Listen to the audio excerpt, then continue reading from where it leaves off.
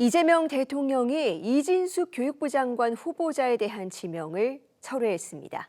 이재명 정부 들어서 국무위원 후보자가 낙마한 건 처음인데요. 이진숙 후보자의 낙마 배경과 파장을 오늘 EBS 뉴스에서 자세히 짚어보겠습니다. 먼저 영상 보고 오겠습니다.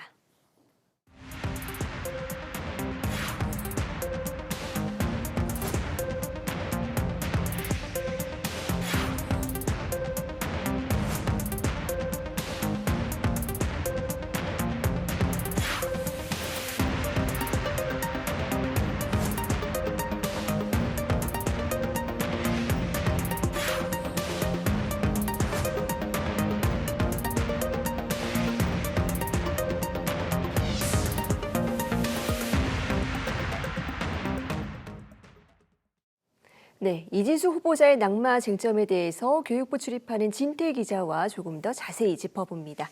어서 오세요. 네, 이진숙 후보자 지명 철회가 어제 저녁에 정말 전격적으로 이루어졌습니다. 이유에서입니까 네, 이재명 대통령은 어제 오후 이진숙 교육부 장관 후보자에 대한 지명을 철회했는데요.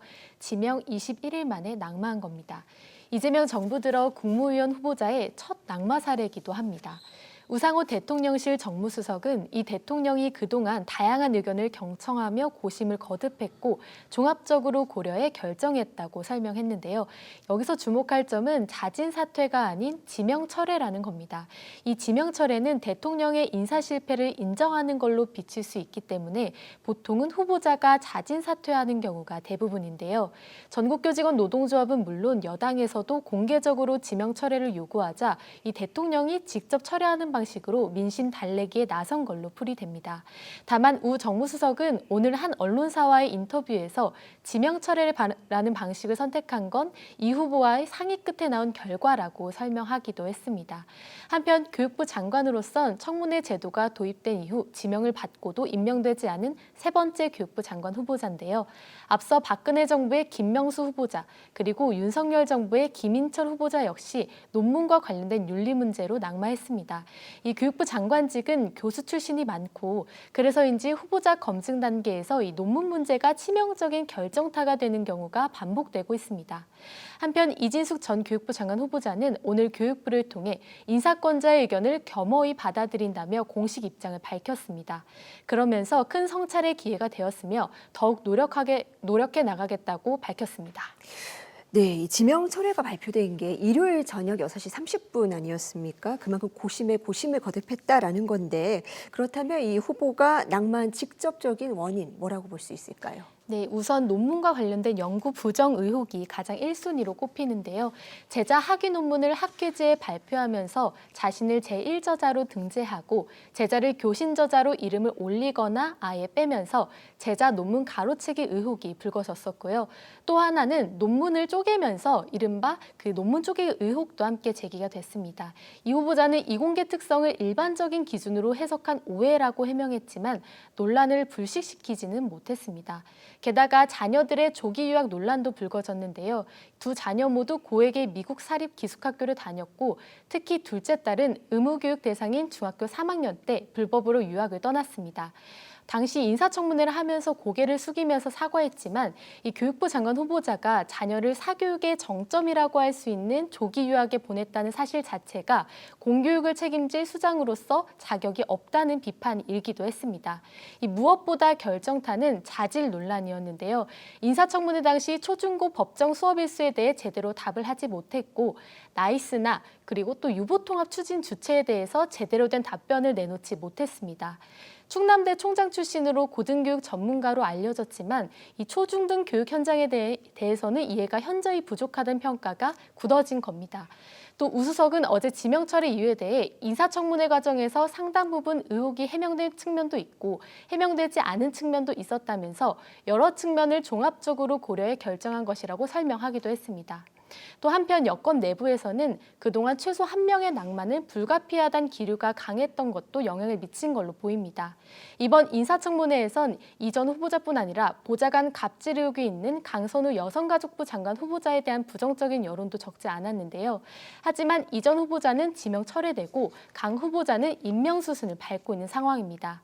이 대통령이 그동안 국민 눈높이에 맞는 인사를 강조해온 만큼 두 후보자 모두 임명을 밀어붙이기엔 정치적 부담이 컸을 거란 분석이 나옵니다.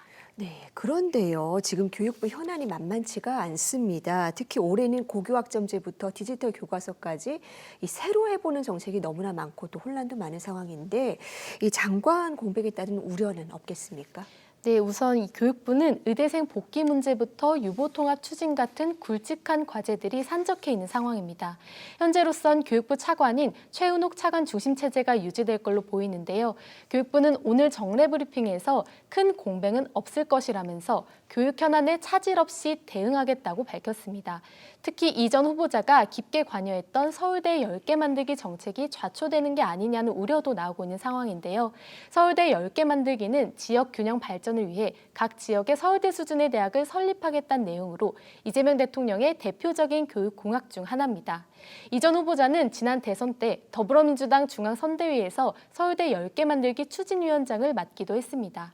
여기에 대해 교육부는 이재명 정부의 핵심 교육 아젠다이자 장기 과제라면서 장관이 바뀌더라도 계속 추진이 될 것이라고 강조했습니다. 하지만 인선이 계속해서 늦어지면 현 정부의 교육 정책 추진 동력에 균열이 생길 수 있다는 우려의 목소리도 나오는 상황입니다. 네, 어쨌든 이 공백이 너무 길어지면 안 될 텐데요. 지금 차기 장관 인선은 어떻게 진행이 되고 있나요? 네, 이 대통령실도 조만간 후임 교육부 장관 후보자를 물색할 예정인데요. 이준석 전 후보자는 대전 출신으로 충남대 교수와 총장까지 역임한 인물입니다. 인선 당시 여성과 충청권 인재라는 두 가지 키워드를 고려한 인사였다는 평가가 많았습니다. 결과적으로는 자질과 도덕성 검증에서 걸려 넘어졌는데요. 교육계에서도 현안이 산적한 만큼 조속한 새 교육부 장관 후보 지명을 촉구하고 있습니다. 특히 교육수장에게 치명적인 논문과 자녀 입시 문제에서 자유롭고 또 교육 현안에 대한 이해도가 높은 인물을 지명해야 한다는 목소리가 큰 상황인데요. 또 이 전국 교직원 노동조합은 교육 대개혁을 이룰 교육부 장관이 새로 임명되기를 기대한다고 밝혔고요. 한국교총 역시 유치원부터 초중등 교육 전반에 전문성과 도덕성을 갖춘 인물이 필요하다며 조속한 인선을 촉구했습니다. 한편 대통령실은 차기 인사와 관련해서 말을 아끼는 분위기입니다. 우상호 정무수석은 아직 다음 후보자에 대한 준비가 되어 있는 상황은 아니라며 적절한 경로를 통해 다시 물색해야 할 것이라고 밝혔습니다. 정치권 안팎에서는 국회 교육위원회 소속 현역 의원이나 교육위를 거친 전직 위원, 교육연구기관장을 지낸 진보 교육계 인사 등이 물망에 오르고 있는 상황입니다. 하지만 한 차례 낙마라는 부담을 아는 만큼 이번엔 초기 단계부터 철저한 사전 검증이 이뤄질 거란 분석이 많은데요. 때문에 후보자 지명까지 다소 시간이 걸릴 수 있다는 전망도 나오고 있습니다. 네, 그런데요. 이 강선우 여성가족부 장관 후보자도 꽤 많은 논란이 있었는데 임명 수순을 밟고 있는 것을 보입니다. 네, 그렇습니다. 우수석은 강 후보자는 임명하는 걸로 보면 되느냐는 취재진의 질문에 그렇다고 답했는데요. 네. 대통령이 별도로 자세히 배경 설명은 하지 않았지만 여러 의견을 잘 알고 있고 또 인사권자로서 종합적인 판단을 내렸다고 설명했습니다. 앞서 강 후보자는 보좌진에게 쓰레기를 버리라고 하거나 비대 수리를 지시하는 등 갑질 논란에 이어서 보좌진들의 재취업을 막았다는 2차 가해 논란까지 불거졌습니다. 여성단체들과 시민단체에서 사퇴하라고 촉구했지만 결국 임명 수순을 밟고 있는 셈인데요. 강 후보자의 임명을 강행하려는 배경엔 정치적 세법도 작용한 걸로 보입니다. 강 후보자가 만약 낙마하게 되면 2000년 인사청문회 제도 도입 이후 첫 현역 의원이 낙마하는 사례가 됩니다. 지금까지는 현역 의원이 장관 후보로 지명돼도 검증 과정에서 탈락한 적은 한 차례도 없었는데요. 여당 안팎에서는 정치 생명을 끊을 만큼 중대한 사안이냐는 분위기가 강했고 또 낙마할 경우 강 후보자는 차기 총선 출마 자체가 어려워질 수도 있다는 현실적인 우려도 있었습니다.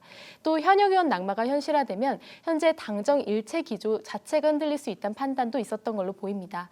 다만 이 같은 논란이 커지자 우수석은 오늘 강 후보자가 현역 의원이라는 점은 판단에 작용하지 않았다고 선을 긋기도 했습니다.